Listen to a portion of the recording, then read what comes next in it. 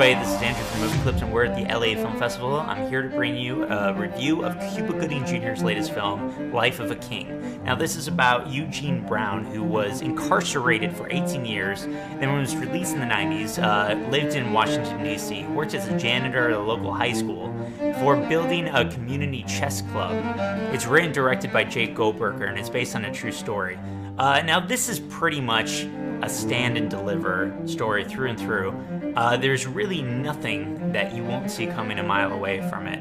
And that's not necessarily a bad thing. I have to be honest, while I was watching this film, we're seeing all of the elements kind of come into play. Cuba Gooding Jr. led a life of crime. He's coming back. He's looking for straight work. He's trying really hard to get in contact with his son and daughter again. His daughter is now trying to be a lawyer. How that happened from, having a father like him, I don't know, but it's pretty cool.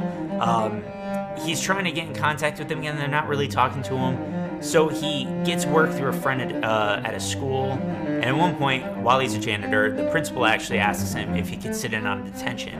And it's at that point that we start getting those stand and deliver moments. He's sitting in, and he asks if anybody wants to play some chess. Little chess game starts going on. Now he is kind of giving out life lessons. Think before you move seems to be the underlying theme of the entire film. It seems to be the tagline, really, of the movie. And he starts to build relationships one by one. And pretty much, like I said, everything falls in line in a very predictable, albeit satisfying way. I have to say, Cuba Gooding Jr., I like a lot. I think he's incredibly charismatic. He's had a pretty rough time the past few decades, which I think is unfortunate. I really like this guy, and he is carrying the movie through and through here. There's another actor, Dennis Haysbert, that I really love, who kind of is in two key sequences in the movie. He was an old jail buddy with Cuba Gooding Jr. It's really a cameo more than anything, but he delivers when he's asked to perform in a great way too. Yeah, the writing of the film is a little broad. I have to admit, it's a little too heavy-handed. It's a little too obvious. It's one of those films where people only say things when it really matters, and people only say things that absolutely get from point A to point B. Nobody really seems to have their own personality outside of the direct consequences of what is required to get to the next scene, which is the kind of thing that's always unfortunate. I even thought Man of Steel did that most of the time for that film. It's unfortunate because these actors, really all across the board, the kids especially, bring it. They really do. They I think, are capable of much more. In particular is Malcolm M. Hayes, who plays Tahim, who's kind of like the prodigal chess student who didn't know he was really, capable. It's an urban school, it's an urban environment, and he never really thought he was capable of ever achieving any kind of success in anything, let alone chess. So Eugene kind of uses him as his main champion. Even though this is based on Eugene Brown's life, and if you look him up, he's actually championed a dozen or so really prominent chess players from this club that he started. So we really follow Tahim as he makes these kind of choices. He's at the classic cinematic crossroads. Choose the life of crime or follow Cuba Gooding to a good, decent route.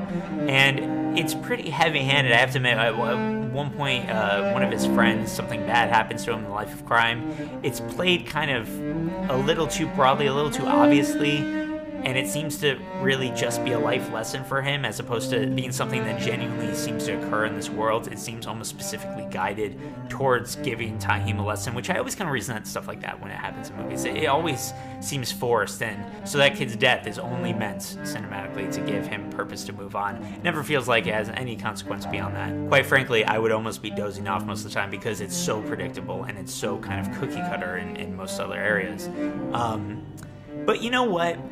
There's a chess tournament at the end. I didn't even think that this would be the kind of movie that would have a Mr. Miyagi teaching the Karate Kid kind of big showdown at the end, but it happens, and they're playing a bunch of guys, and they're playing a bunch of preppy upschool kids, and you just think, like, by the time the big showdown between Tahim and this other dude happens, who's like a Grandmaster State champion or whatever, you do kind of get that welling up in the stomach. You do kind of, the butterflies get in there, even though it's not really earned, but they are playing the archetypes of this kind of stand and deliver movie that by the time it gets to that point, you can't help but feel a little flustered inside, and then you think, oh, darn it, I want to dislike some of this stuff, but when that happens, you can't help but say this movie is working on some level.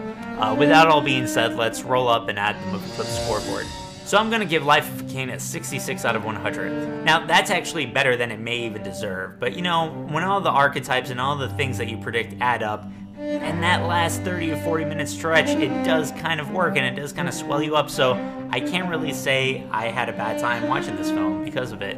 That being said, of course, the writing and the characterizations really just need a lot of work. It's the kind of movie that when you watch, you say, wow, that's a really good first draft. That's a really solid first draft. Now, if only I could get somebody who could add some spice and some characterizations to it, then maybe we really have something. Ultimately, though, the life of this movie lies solely on Cuba Gooding Jr. and a little bit on Malcolm M. Hayes playing Taheem. He's a really talented young actor. It does all rest, though, on Cuba Gooding Jr.'s charismatic shoulders. He and Malcolm M. Hayes playing Taheem really carried the film forward, really push it beyond the kind of mediocrity that's there on the page. And their charisma is something to watch out for. I swear to God, I really want Cuba Gooding Jr. to do really strong material again, and this is a step in the right direction. So with that, check it out. You'll come out with a smile on your face. There are probably better movies out there. We'll tell you about them soon. I'm Andrew at the LA Film Festival. Talk to you next time.